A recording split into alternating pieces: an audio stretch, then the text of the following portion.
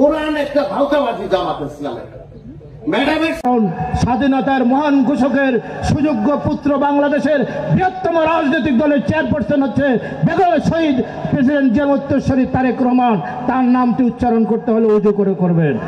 গত 2-3 দিন ধরে রাজনীতি কিন্তু রাজনীতি, এটা কিন্তু আপনার ঠিক ওই গীতা বাইবেলের সঙ্গে সম্পর্ক নেই, কোরআন শরীফের সঙ্গে সম্পর্ক।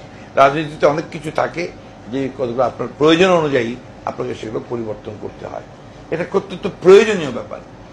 শহীদ রাষ্ট্রপতি জিয়াউর রহমানের নাম নিলে প্রতিদিন ব্যস্ত নিশ্চিত আমি বিশ্বাস করি, কারণ উনি দেশের জনগণের সাথে হটকারিতা করেন নাই।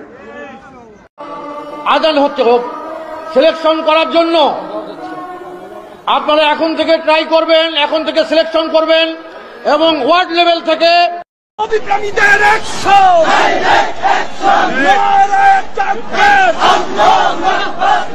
এই কার কথা বলতেছ? নামটা পরিষ্কার বলো তো, কার কথা বলতেছ? তোর কাকা হয় বেটা, কার কথা বলছিস তুই?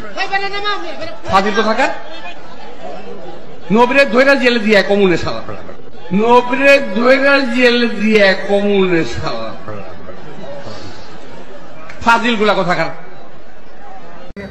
আমি মক্কা মনে করি শাহজাহান চৌধুরীর এই বাড়িটাকে, যেখান থেকে জাতীয়তাবাদী শক্তির উন্মেষ হয়েছে, যাকে বলা হয়েছে সীমান্ত ষাটদল।